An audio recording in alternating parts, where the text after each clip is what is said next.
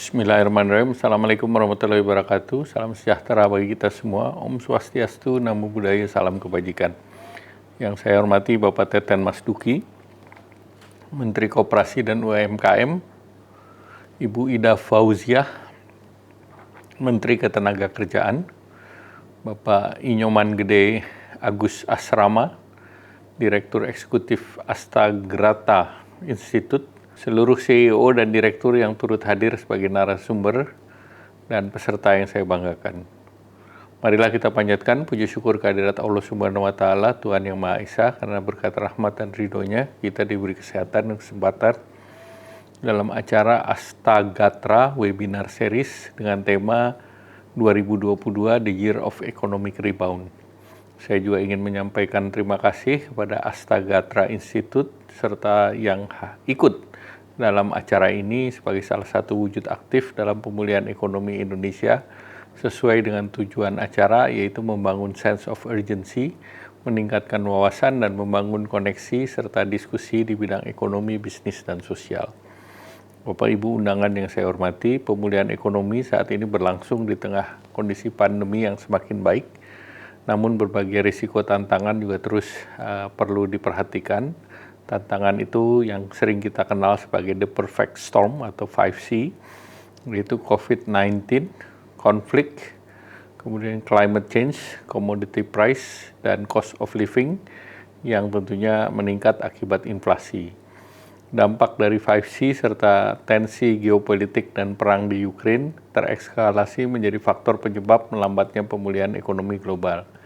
Berbagai lembaga internasional memproyeksikan pertumbuhan global terkoreksi cukup signifikan.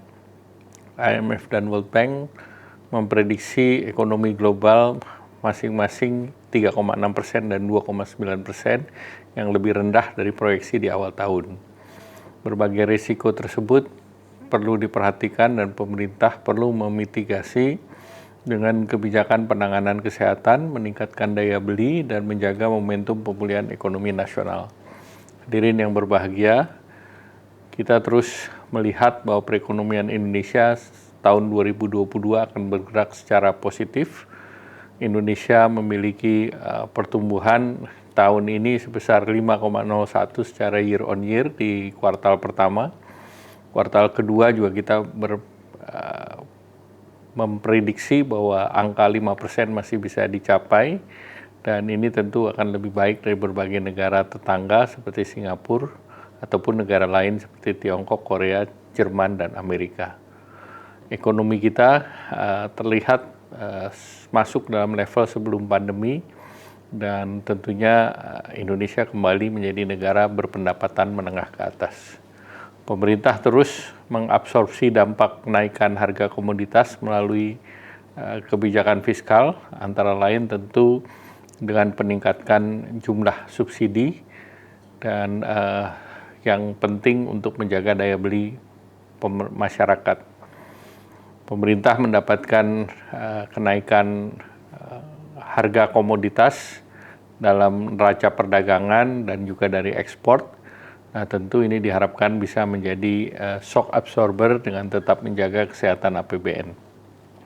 Di jangka pendek, kebijakan perlindungan sosial perlu dipertebal agar daya beli masyarakat menengah dan ke bawah untuk dapat dijaga. Kenaikan harga seperti bansos, minyak goreng, bantuan tunai untuk PKL, warung, dan nelayan ini terus dilakukan. Juga untuk program-program yang sifatnya produktif seperti padat karya, pembiayaan usaha mikro, peningkatan kapasitas SDM dan UMKM. Hadirin yang berbahagia, seiring dengan terkendalinya pandemi COVID-19, kebijakan PEN akan lebih antisipatif dan responsif, dan anggaran PEN terus didorong untuk melakukan stimulasi recovery dengan kegiatan yang lebih produktif. Nah, pemerintah telah mengeluarkan berbagai fasilitas seperti PPNDTP perumahan, PPNDTP kendaraan bermotor, perluasan bantuan tunai pedagang kaki lima, warung, dan nelayan, dan juga subsidi KUR di tahun 2022 ini. Dukungan pengembangan ekosistem digital ini terus dilakukan, antara lain melalui Gerakan Nasional Literasi Digital, Dan juga pemerintah mendorong berbagai digital talent scholarship dan digital leadership academy sehingga para anak muda kita bisa melakukan transformasi digitalisasi. Pemerintah juga terus mendorong hilirisasi industri manufaktur sehingga industri manufaktur semakin kuat dan bernilai tambah tinggi, dan tentu ini akan mendorong nilai tambah komoditas yang mempunyai kemampuan bersaing di pasar global. Hadirin yang saya hormati, pemulihan ekonomi merupakan harapan dari masyarakat dan tentunya kerjasama masyarakat di bidang ekonomi, sosial, dan kesehatan akan menjadi pendorong utama untuk mewujudkan hal tersebut. Dan saya berharap kegiatan ini bisa memberikan insight baik dari sisi pemerintah, perusahaan, serta masyarakat. Dan untuk itu saya ucapkan selamat mengikuti Astagaratra Webinar Series dan tentunya diharapkan bisa berkontribusi terhadap pemulihan ekonomi nasional. Terima kasih. Wassalamualaikum warahmatullahi wabarakatuh.